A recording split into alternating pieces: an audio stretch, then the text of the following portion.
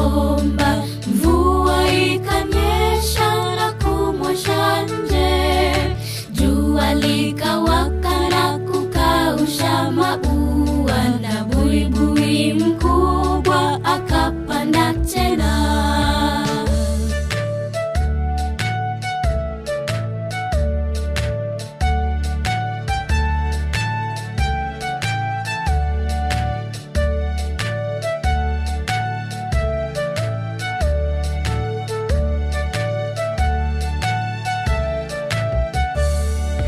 Buibui mmoja alipanda